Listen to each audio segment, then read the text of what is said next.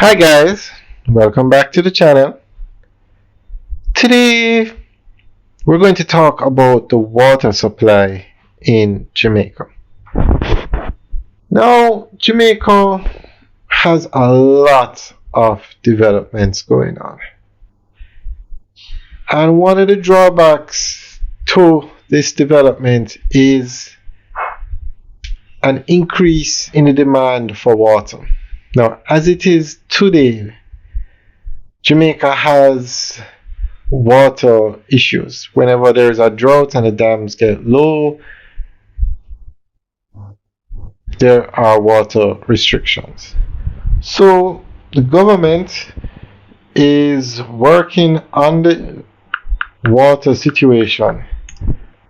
So they are investing in water. So we're going to go through an article that gives more information on what the government is doing to make sure there's an adequate supply of water. Minister without portfolio in the Ministry of Economic Growth and Job Creation, Senator the Honorable Matthew Samuda, says the government is investing at an unprecedented rate in the country's water infrastructure. There is no corner, no crevice of Jamaica that we are not currently doing investments in our water sector, he said. With these projects, we will prove that it is possible to make Jamaica water resilient, he added.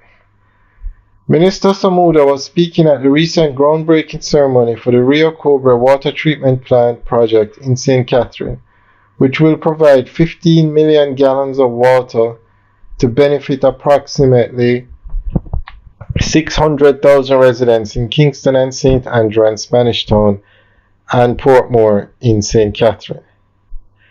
The minister said that the project is a critical one and it will ensure reliable access to potable water for citizens. This project was one of the most critical to improving service delivery, and I am happy to report that as of today we have entered the implementation phase, he said. He noted that with the works to be undertaken, areas like Portmore and the Haney Park will no longer have challenges with unreliable supply. My sincere hope, ladies and gentlemen, for the bureaucrats and teams that would have worked to get this project to this point, that you are beyond buoyed by this milestone, that you recommit to going at another project, and for that one, that you recommit to going at another project, and for this one that took 15 years to get to this point, the next one will take 1.5 years because we have taken the learning and lessons from this project and we are better able to implement, Minister Samuda said. Other projects include completing a Forest Hill water line, which will provide potable water for Red Hills and Cooper's Hill in St. Andrew, the minister said, noting that works will also be undertaken in the western end of the island,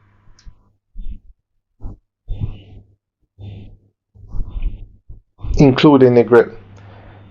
Minister Samuda estimates that US $3 billion in investment is needed to complete the national projects by the year 2030. Alright, so that's an update on what the government is doing to improve the water infrastructure in Jamaica.